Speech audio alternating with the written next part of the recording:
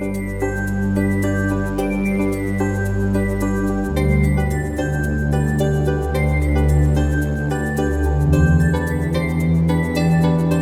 it's Mrs. B, Mrs. Balchakevich. I'm a teacher in St. Tammany Parish. Typically, I teach fourth grade social studies and ELA, but this lesson is actually for everyone, all grades, all the way up to adult. So a lot of times we're asked to find the meaning of a word in context. So what does that word mean in that passage? And there's usually clues around it to help us. But sometimes that's not true. Sometimes you need to figure the word out just based on the word. And in that case, it's really fun. We get to kind of play with the word. What does the prefix, the root, and the suffix of the word mean? And when you learn these and you start using them, you'll realize it's kind of like a puzzle and a little bit of a game to decode these words. And so today I want to talk to you about a really popular one, words that end in ER or OR. Okay, can you think of a word that ends in ER or OR? I'm going to give you 30 seconds and I just want you to yell them out. It's okay if someone's wondering why you're yelling at the TV screen, why you're yelling at the computer. Let it happen and ask them to join in. Okay, you got 30 seconds. Start thinking. I'm going to give you your first one to kind of set you off. Ready and go. Doctor.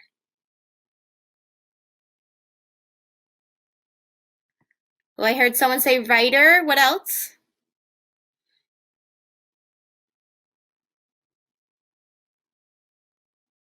Construction worker. That's an interesting. Come on, a few more.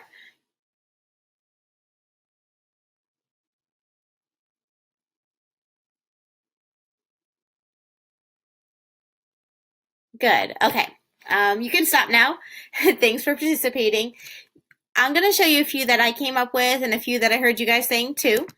You have gamer, plumber, player, skater, baker, actor, dreamer, inventor, dancer, singer, writer, teacher. Okay, all these words have something in common. Do you know what it is? Right, it's the ER and OR ending, but actually something about these words. Okay, first off, these are all nouns, and the ER and the OR actually tell you something. So what does this suffix tell you? Think about it. A player is someone who plays.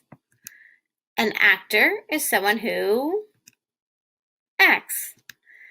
A dancer is someone who, correct, dances. A teacher is someone who teaches. A plumber is someone who plums. A baker is someone who bakes. Okay, I'm going to stop it there. I think you got it at this point. So what does ER or OR mean? If a word has ER at the end or OR at the end, what does that mean? Someone or something who does whatever it says, whatever the root of that word is. Okay, and the root is your main part of that word. Okay, so you try it. And I picked a hard one on purpose. Ready? What does accumulator mean? A person or thing who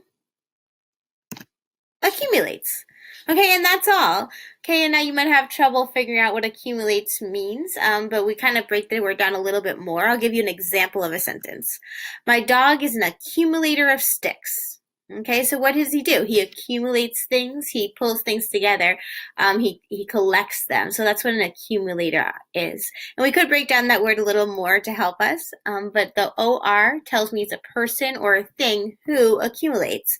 Okay, and then in this case, I can use this context of the picture to try to help figure that word out further. Okay, another one. This is a word you probably know. What does the word elevator mean? Okay, but really, give me a definition of an elevator. What is an elevator? That's trickier than you think, right? You know what an elevator is. You've probably been in one. You've seen one. You know what it does. But think about the actual word. The OR tells me it's a thing that elevates. Okay, but what does elevate mean?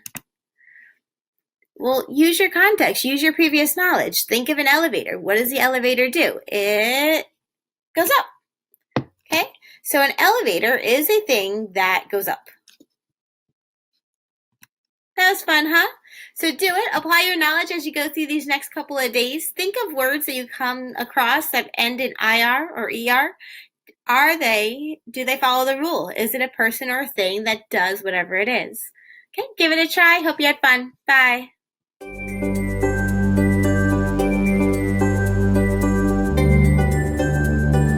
Hello, my name is Jamie Mouton, and I'm a 7th grade ELA teacher. Welcome to my patio classroom during these very strange times. In today's video lesson, you're going to be able to do the following things by the end of this lesson. You're going to be able to determine the meaning of the phrase coming of age and see how it connects to memoir writing. Analyze a quote about memoir writing to determine what is expected in this type of writing.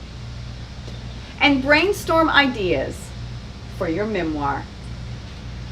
All right, well, let's get started. First, let's examine the phrase coming of age to determine what it means. I have the phrase in a sentence. Let's read the sentence to see if we can figure out what the phrase coming of age means. They follow his coming of age and growth from misfit soldier to maverick general during a decades-long interstellar war. I want you to look for key words or phrases in the sentence to figure out what the phrase coming of age means. Did you find any? I'm going to tell you what I found. I looked at the key words growth from misfit soldier to maverick general.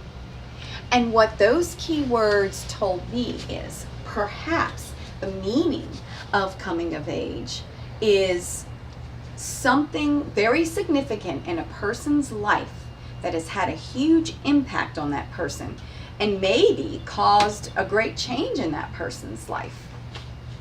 Well, let's check out the dictionary definition.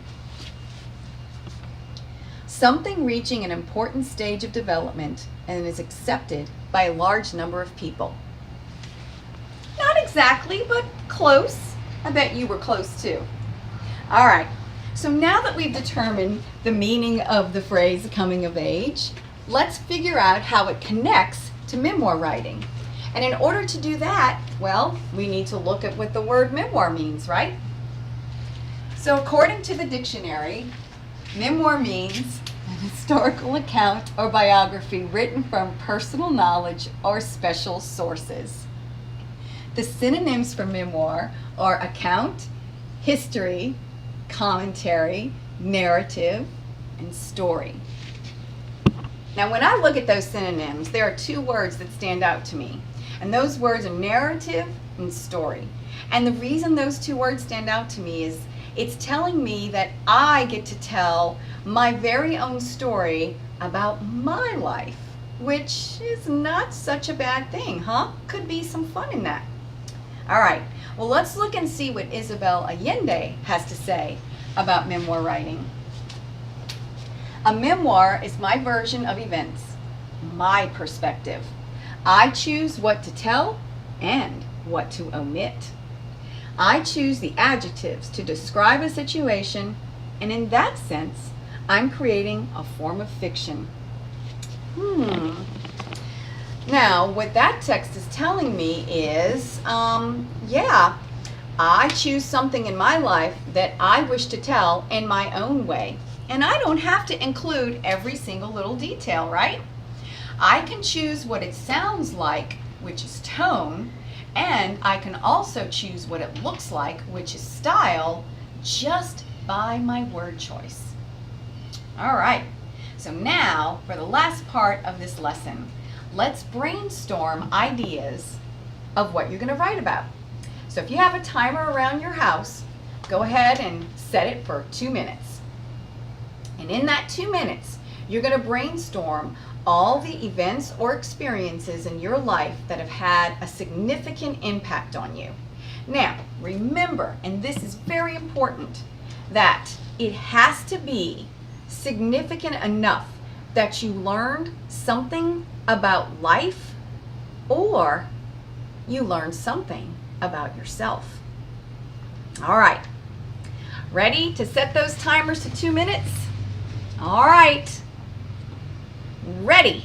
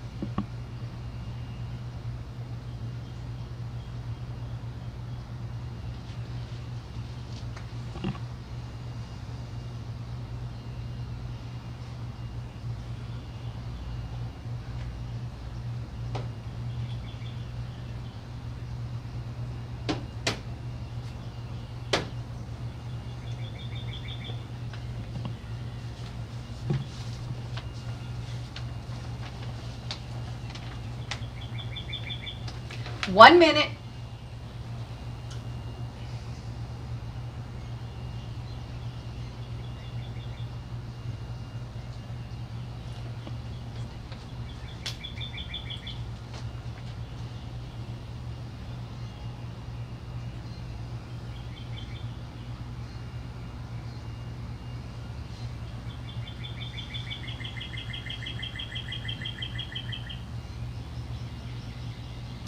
"30 seconds, everybody."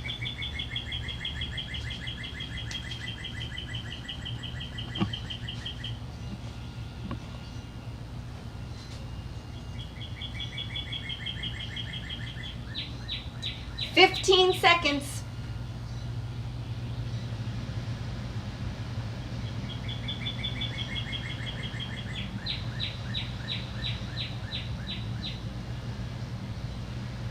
All right, everybody, time's up. Great. Hopefully you have several events and experiences that you can look at later to figure out what do you want to write about in your version of your life and your story about your life. All right, so let's wrap this lesson up. All right, in today's lesson, you determined the meaning of the phrase coming of age. You also examined a quote about a memoir, and you brainstormed ideas for your own memoir.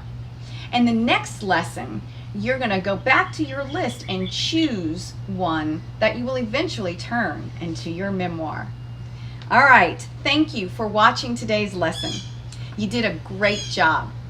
Remember to keep watching other videos like this one so we can all keep learning together. You can watch lessons daily on STPPS TV or on our website at stpsb.org. See you again soon.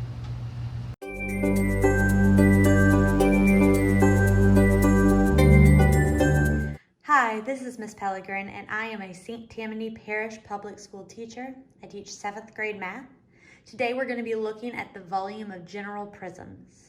Specifically, we are going to be talking about the cube, the rectangular prism, and a triangular prism. The formula that we have when we're looking at general prisms is volume is equal to big B times H. The reason we have that capital letter B is because it's not just for the bottom or the base. It's for the area of the base. So we are going to be finding the area of the base of our shape, and then we're going to multiply it by the height. So the height is going to be measured from base to base. So when we're looking at the cube, remember when we talked about this, we said that we have a base and a base. They are parallel to each other. That's what makes it a prism. And so we need to find the area of this base. Well, the area of the base is a square, and we're very familiar with how to find the area of a square. We multiply the two sides by each other. So when I measure, I get 10.5 centimeters. And I know that it's a square, So it's going to be 10.5 in the other direction as well. So for my cube,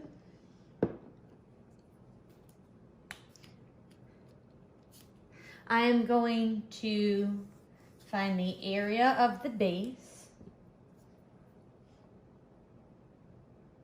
Volume equals the area of the base. So 10.5 times, I'm going to do that in parentheses, 10.5. And then we had to multiply that by the height. And so our height is also going to be 10.5 because it is a square and they are all the same. So then we're going to multiply that times 10.5.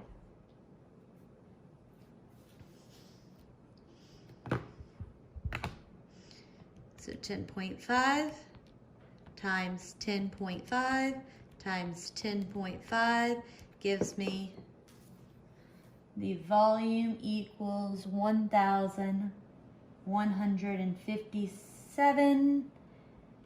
And I'm going to round, oh, wow, I only get 625 thousandths. And I measured it in centimeters and its volume, so it's cubed. We can remember that because we're doing three-dimensional, the shape inside, and so three-dimensional, the 3 that we have there. Okay, so then we said we were going to look at the rectangular prism. Okay, so for my rectangular prism, again, I am seeing those bases.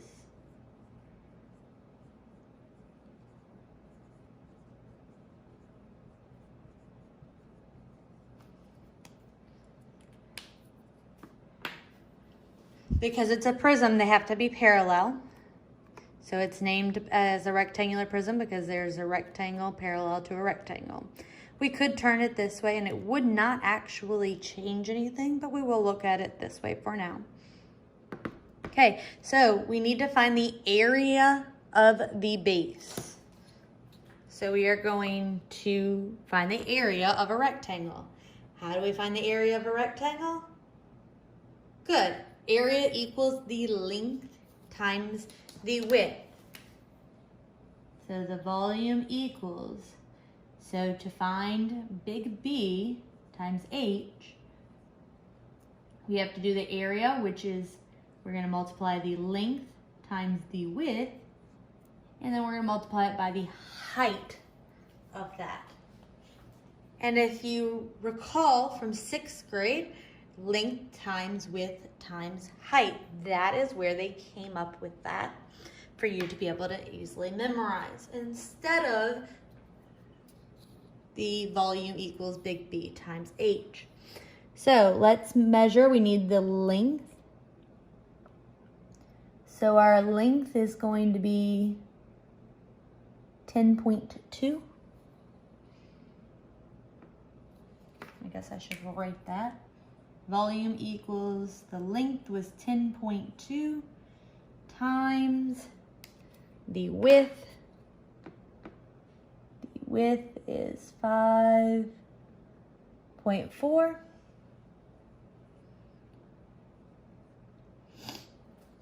And then we want to multiply that times the height. Now this is a multiplication sign here.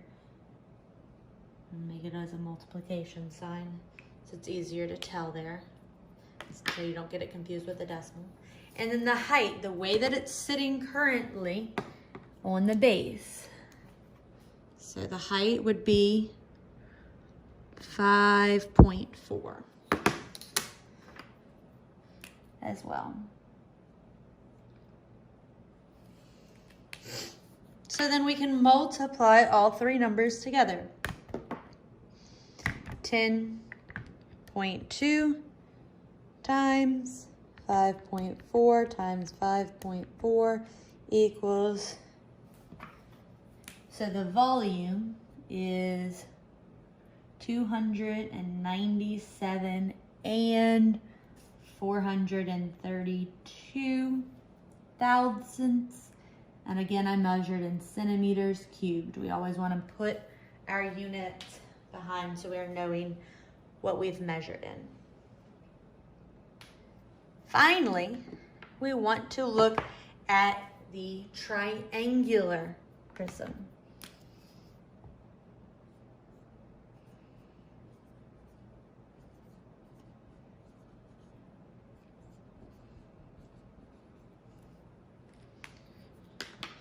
Okay, so we're going to start with that formula. Volume is equal to big B times H. We need to find the area of the base. So let's look at this shape.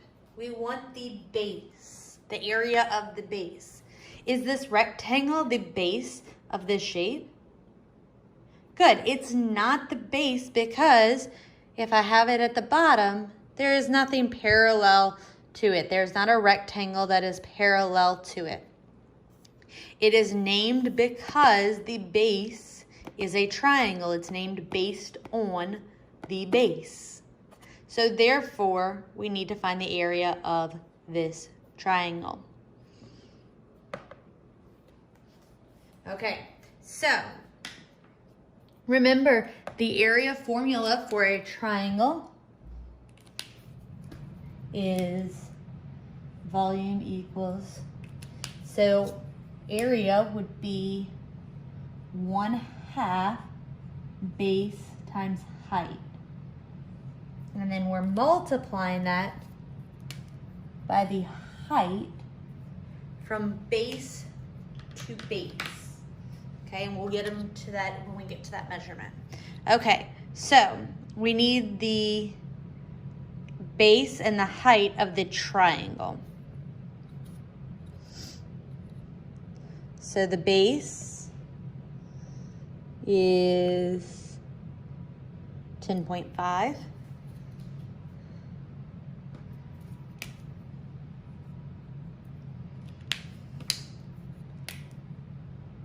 So 1/2 times 10.5 times, and then the height is going from the base to the tippy top, making a right angle, and that's going to be 9.1. So times 9.1. And then we want the height. The height from base to base. So it is not that 9.1 that was going from here to here. It is the height from the base that we can see at the top to the base that we would be at the bottom. So the height of that three-dimensional shape, not of that two-dimensional triangle. And so therefore, when we measure, we get 10.3 centimeters. So the height, 10.3 centimeters. So what I would like to do at this point is I would like to change that 1/2 to 0.5 when I put it into my calculator, because I know that they are the same thing. It just makes life easier. So 0.5 times 10.5, whoops, that's an 8, times 9.1 equals, so that's what's in parentheses, is that 47 and 775 thousandths. And we're going to multiply what was in parentheses times 10.3. Okay, so I'll just write that out just so that you can see it. So volume equals what was in parentheses equaled to 47.775. And I'm not rounding any of this, it's only going to the thousandths place at this point, and I want to be as precise as possible. So at this point, I wouldn't round it. Whoops. times 10.3.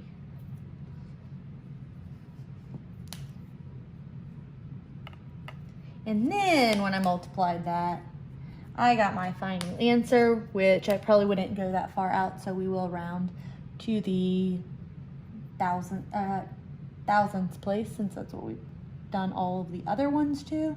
492 and 83 thousandths, because the 5 is going to round that 2 up, and centimeters cubed.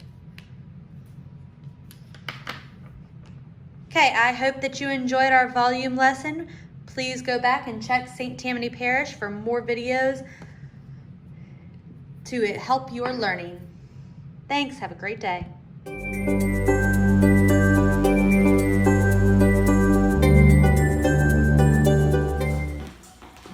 Welcome students, Coach Gonzalez here from St. Tammany Parish Schools, here to do a workout for you that you can do in your home by yourself or with anyone in your household. That's right, you can do it any time of the day. If you want to get up in the morning bright and early, if you're an early riser, knock these exercises out before breakfast. Awesome. If you want to do them at lunch time, after you've eaten lunch, go for it. If you want to do them right before you go to bed, that's when you can do these exercises.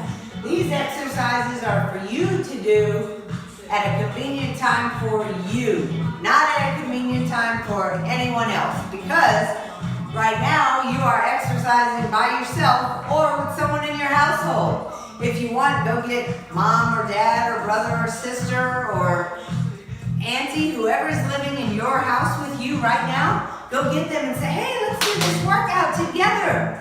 All right, we got to get excited about exercise. Now, these cardio exercises that I have given you are exercises that work your heart and get your heart rate up.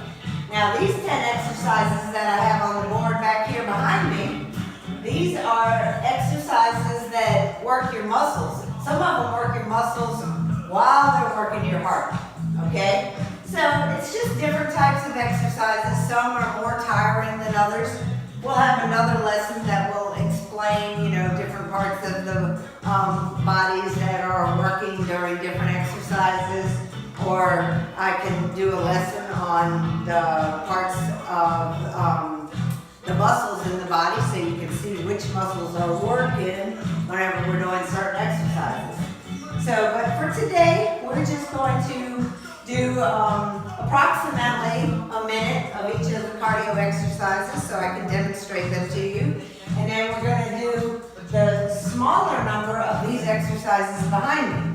So if I demonstrate 5 of these exercises to you and you felt like that was easy and you need more, well, when you're doing these exercises at home by yourself, you can do one minute or 2 minutes of the cardio exercise followed by 10, 15, 20, however many of the exercises on the backboard that you can do.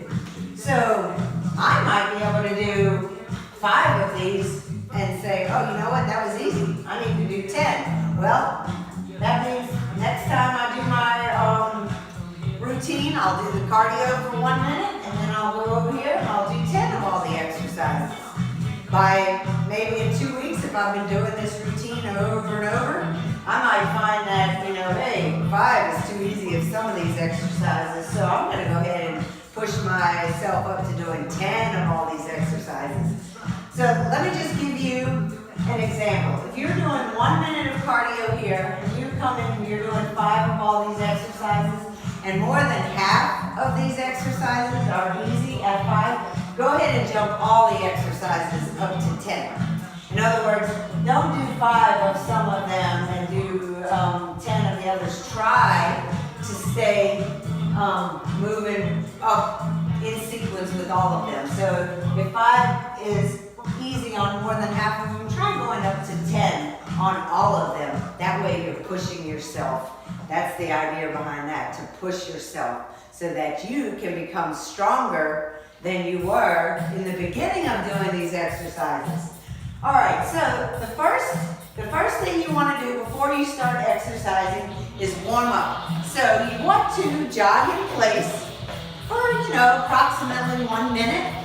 So you want to start moving around. You can have fun with it. Jog back and front. You can go forward and back. You can go sideways. Just, as long as you get that heart rate up, meaning that it's getting a little bit harder to breathe comfortably. It should be getting a little bit harder for me to talk to you while I'm moving. So, I'm so happy to be here with you today. I'm so glad that you're exercising with me. Exercise is the best thing that you can do for your body. All right, we're getting warmed up? I think so. All right, so our first cardio exercise is arms circles with a kick. So we're going to do this for approximately 1 minute. Now, if you don't have a watch that has a timer on it, you can look at a clock, or you can just approximate. This is your workout. This is your time. You have to do what works for you. Now, I'm here just to show these exercises to you. And hopefully you will do them by yourself when you're bored. Or when you just feel like, you know what, I need to move.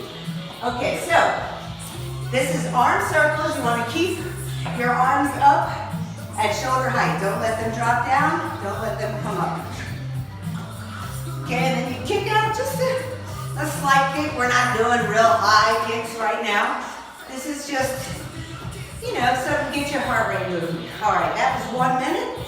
So we did 1 minute of cardio. Now we have push-ups is our first exercise here. So you can do those on your toes. You can do them on your knees. Some people are going to do them on their toes and some have to do them on their knees. That is okay.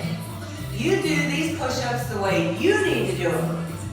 Because this is your exercise routine. So, proper push-up, your hands are right underneath your shoulders.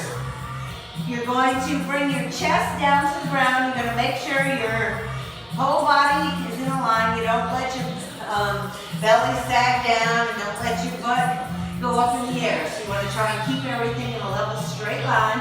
You're looking down your nose and you're going to bring your chest to the ground. Down and up. Down and up. Now, if that's too hard, drop to your knees. Make sure your butt is still tucked under and you want to bring your chest to the ground. Down and up. Down and up. If that's still too hard, you can come to all fours and you just want to make sure that you are bending at the elbows and trying to bring your chest to the ground. Okay? So this is working your chest. Now I just showed you a few of them to demonstrate. Some of you might be able to handle doing 10 right away if you've been working out for quite some time now.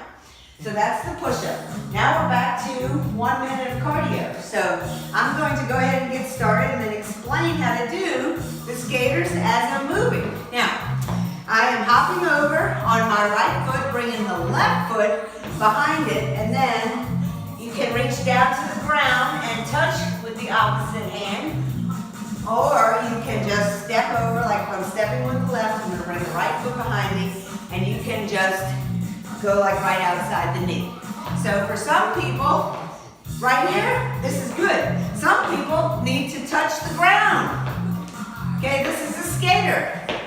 This is going to work those legs. It's going to work the quadriceps here. It's going to work the gluteus maximus. And it's going to get your heart rate up. So this exercise is very, very good for getting the heart rate up. Now you don't have to go down and touch the ground. You can just stay here. Touch right outside the knee. But you want to do that for 1 minute. There we go. Now we move on to sit-ups. The next exercise. Remember, if you do 5 of these and it's too easy, move on to 10. So, sit-ups. Touch your toes. Bring those arms behind your head. Your whole body is straight on the ground. Up, touch the toes. Behind the head. If you find that too hard, just bend the knees. And don't come all the way up. and just touch your knees. If that's still too hard, you can just cross your arms over your chest and just do crunches. You're still working those abdominal muscles, which is the tummy muscles. All right, so now we're back to 1 minute of cardio, one that everyone does in PE, jumping jacks. So you can have fun with your jumping jacks. You can go side to side. You can go in a circle. You can go in the opposite direction. So a proper jumping jack, just so I can demonstrate them to you. Feet apart, arms up, feet together, arms down. So you just put that in fast motion. You have the feet going in and out while the arms are going up and down. Now if you get tired, you do them here. You can bring one leg out while the other arm goes up. This is your routine, do what works for you. But if you can stay here with jumping jacks for 1 minute, you go around in a circle, and then go in the opposite direction. Woohoo! You just have fun. For you, make this your exercise routine. Okay? We got to be there. That was 1 minute, perfect. Now burpees. So I think I've demonstrated these before if you watched my last video, but I'm going to demonstrate them again. You are going to squat down.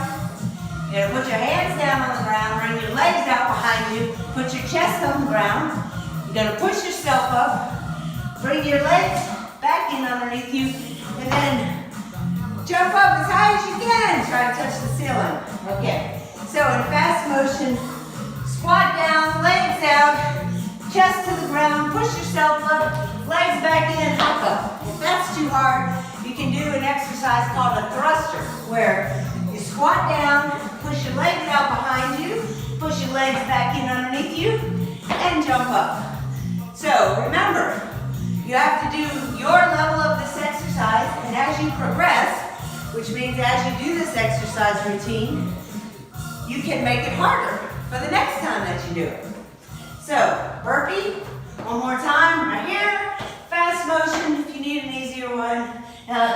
Squat thrust. All right, back to 1 minute of cardio. And I have thrusters on here. So that means you're going to squat down. Yep, squat down.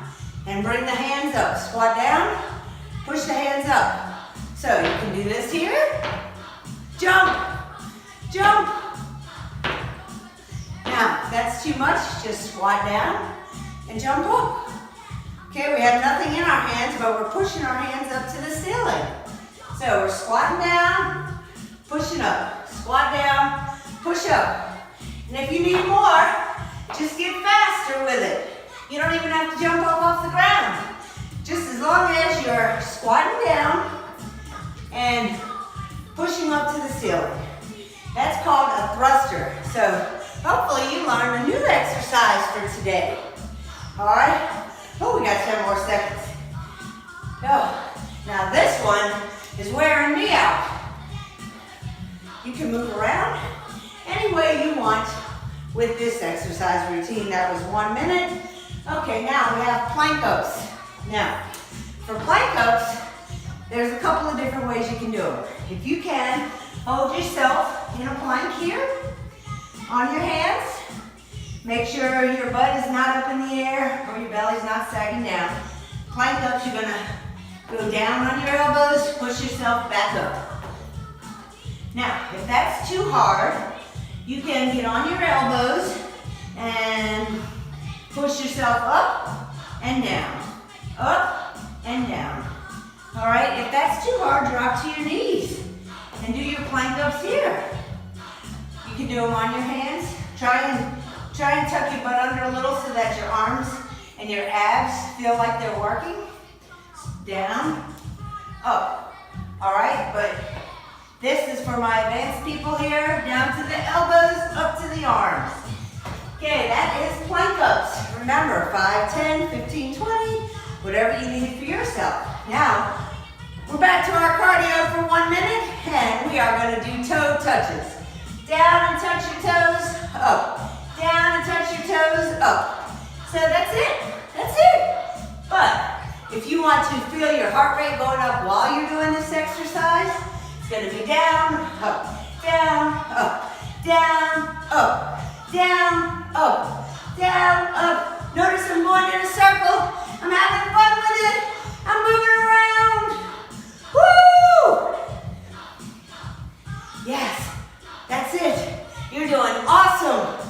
I'm so proud of you for exercising. It's the best thing you can do for your body during this time. And we're almost there. Oh, 10 seconds. 5, 4, 3, 2, 1. Woo!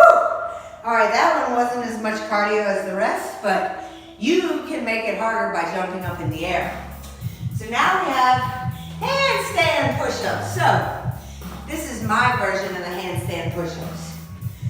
All right, you're going to put your hands down on the ground. You're going to turn them in towards each other. And you are going to push your head towards the ground. Almost touch the ground and push yourself back up. So right here, you want to touch your head to the ground and push up. This is a handstand push-up. This is an easier version of a handstand push-up. Okay? Now if that's too hard, just come to your knees. Keep your fingertips facing each other. It's not like the push-up where your fingertips are facing forward. They're facing in towards each other and you're pushing your head to the ground instead of your chest. All right? So that's the easier version, and this is the harder version. And if you need more, you can do it like in a push-up position. But I'm sure most of us need to work our way up to that. So for now, you do the best you can on those handstand push-ups. Oh, now we're back to cardio, and guess what? We have jog in place. So we have an easier one. And let's get this timer set. I don't know what's going on with my timer. There we go, 1 minute. Okay, we're gonna jog in place. Perfect time for me to tell you about these exercises. This is about the halfway point if you're following along and doing all 10. You know what? If you've had enough for today and you're like, oh, this has just been too much. You made it to the halfway point, so you can go ahead and take a break. And tomorrow, you can try it again and add on one exercise. So if you need to stop halfway, by all means, this is your workout. You do what works for you, not what works for me, not what works for your mom or your dad or your sister or your brother. You're working on you. Focus on you during this time. You can always make something positive out of a negative situation. Or there's always something good in everything and everyone. Woo, there's that 1 minute timer. All right, so for those of you that are going on with me, we are doing lunges for exercise number 6. So you can do lunge out and in, out and in. If you want to do them walking, you can do walking lunges. Okay? Now, you do whatever works for you. Now, if you want, you can do a forward lunge and a backwards lunge. Now, the secret with the lunges is you want to make sure that you're bringing the leg out far enough where the knee is going, staying behind the toe. Excuse me, it's not going over the toe, so it's behind the toe. Notice I'm down and my knee is not over my toe. Back up, down, up, down, up. Now this would be improper. Okay, so the secret is to make sure that you do a big enough step where your knees are both at 90. So the back leg, 90 degrees, front leg at 90 degrees. Now remember, you've got to do lunges.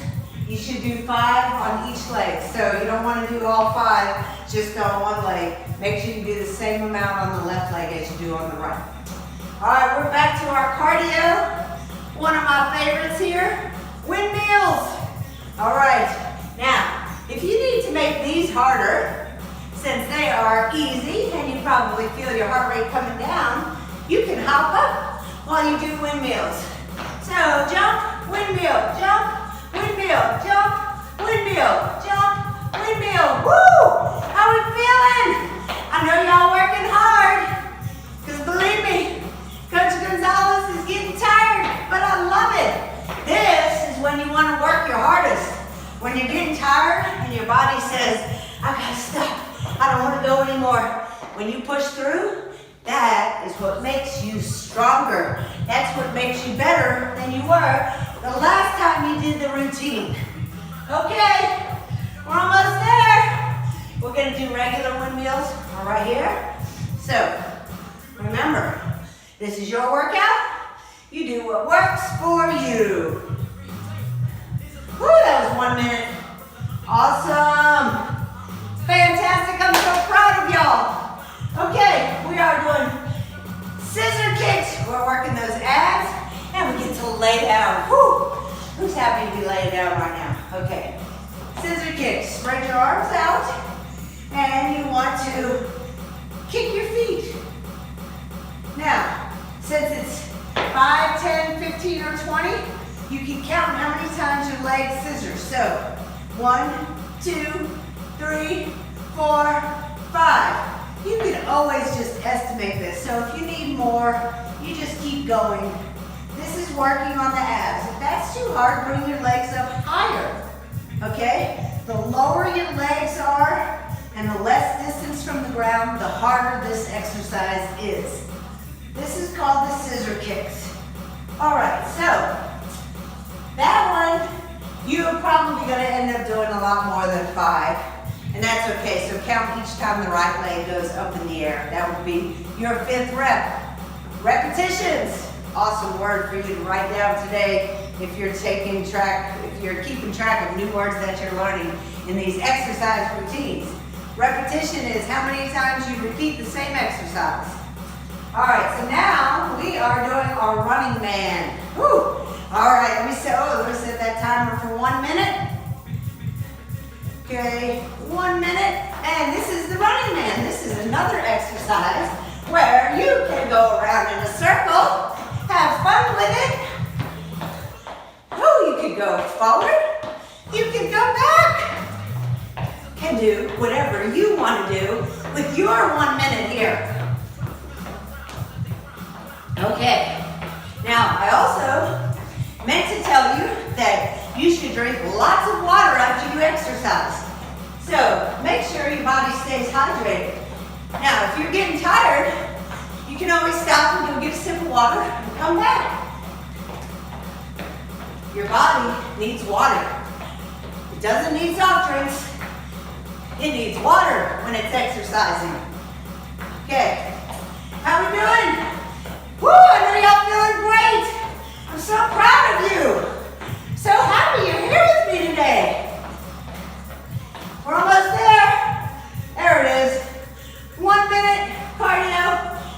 Oh, now we're back to those burpees, but this time we're adding in a tricep press. So when you burpee, you're going to do a tricep press. Triceps are the back of the arms. So when you come up from your burpee, you're going to push your arms back.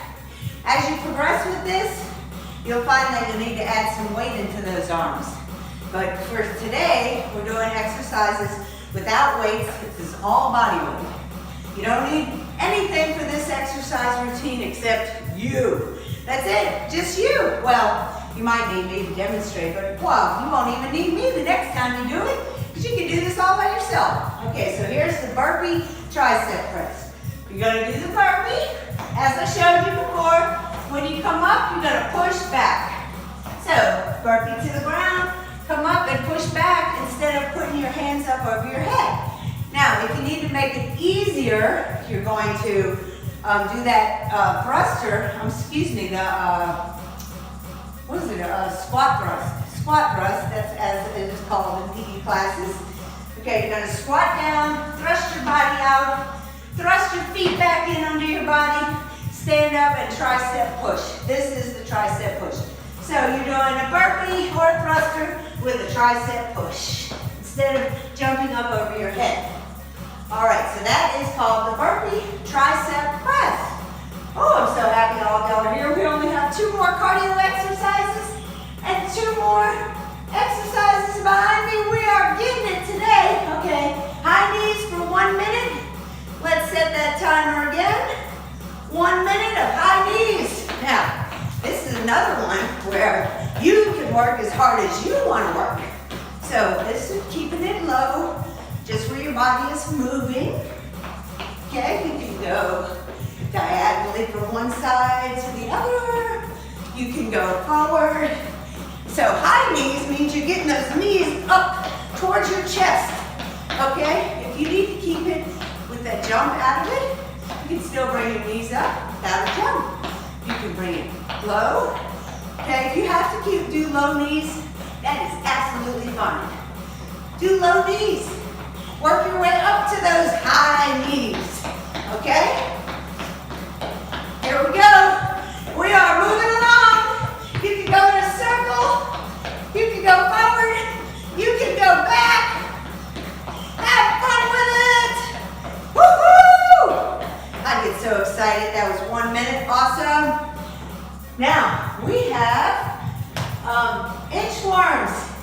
That's our last exercise here on the board. And then we have 1 more cardio exercise. And then you want to finish every exercise routine with a little bit of a stretch and cool down. Oh, excuse me. I made a mistake. We have 2 more exercises up there. I said 1, but we got this. We've got this. We're in this together. We're in this exercise routine together. We're going to finish it together. All right, triangle push-ups. Woo, that sounds fun. So, you put your hands in a triangle, and then you come back to your same push-up position that we did earlier. You want to make sure that your hands are right underneath your shoulders. You come up on your toes. Your feet are spread about hip width apart, and then you're going to bring your chest to the ground and up. Now, if that's too hard, you drop to your knees, and same thing. You keep those hands in a triangle position, and if you have to, you come to all fours, and you still down, up, down, up. That's called the triangle push-up. Now, this is probably very advanced, and this is for my advanced people. Now, this is for the intermediate people. On your knees, triangle. Okay, and if that, my beginner people, you may want to start here. Because you have to work your chest for it to get stronger. As it gets stronger, you can do more of these exercises or more complicated versions of the exercises. All right, so we have our last 1 minute of cardio, which is the shuffle. So we're going to get low, working those quads, and we're going to shuffle from side to side. Okay? You want to get fancy with it, touch the ground. You want to, it's like you're moving, right foot, bringing the left one to meet it. Right foot, left one meets it. Right foot, left meets it. When you go in the opposite direction, left foot moves, right foot comes to meet it. You want to keep your hands by your side here. You're going to put the elbows against your rib cage. Shuffle. I'm sure some of you have seen the football players doing it. Now you're doing just what the football players do. This exercise routine can be hard. It can be easy. It can be whatever you want it to be. If this is too easy for you, just do more of it or do it longer. Okay, now for those of you that can do it real fast, go real fast. For 1 minute, there's that timer. Oh, I love it when I'm working hard and I feel that timer and I'm like, I did it for a minute. Woo! Okay, inchworms. Now, here we go with those push-ups again. But guess what? By the time you're done with this, you're going to be able to do push-ups all day long. Okay, inchworms. So, you want to stay with your hands by your side. You're going to bend down, put your hands out on the ground, walk yourself out. Then you're going to push your chest to the ground, and then you're going to push yourself back up and walk your hands back in. Now that's the advanced version. The intermediate version is you're just going to bend down, put your hands on the ground, walk your hands out, and walk your hands back in. Now, if that's still too hard and you need the beginner version, just bend your knees, put your hands on the ground, go out as far as you can, and come back. You do your inchworm. My inchworm might look different than your inchworm, but everybody's doing the inchworm, and that's all that matters. So, advanced inchworm is with that push-up in it. That intermediate inchworm is, well, you can bend your knees if you have to. You're just going to walk the hands out as far as you can and bring them back. And the beginner version, bend the knees, walk your hands out, and walk them back. So kiddos, I am proud of you today.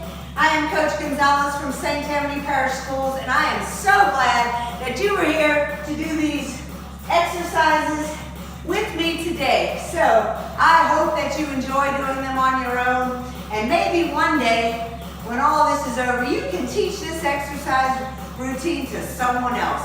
So for now, toodaloo! Bye, kids!